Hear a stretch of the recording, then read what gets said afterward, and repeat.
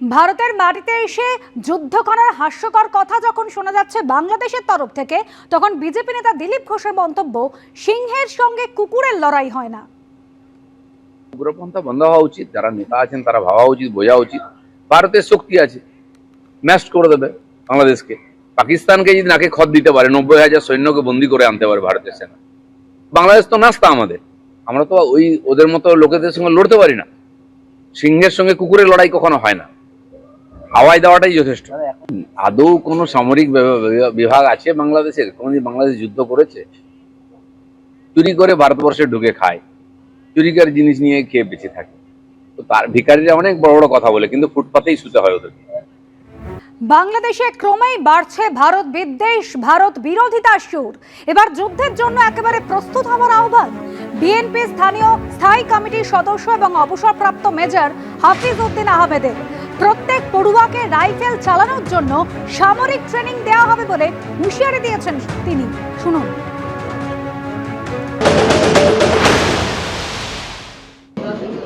যুদ্ধ যদি তারা শুরু করে, এই যুদ্ধ আবার তাদের দেশে গিয়ে শেষ হবে। আমরা প্রত্যেকটি বাংলাদেশি নাগরিককে সামরিক ট্রেনিং দিয়ে প্রস্তুত করবো যুদ্ধে।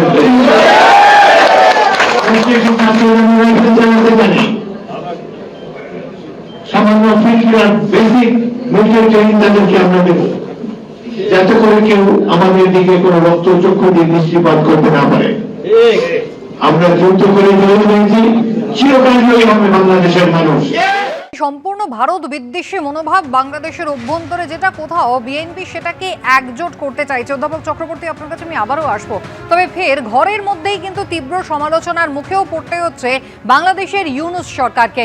বর্তমান সরকারে থাকা ব্যক্তিরা কাজের মানুষ নন, এমনটাই কটাক্ষ করছেন বাংলাদেশের নাগরিক ঐক্যের সভাপতি। ডক্টর ইউনূস বিরাট মানুষ।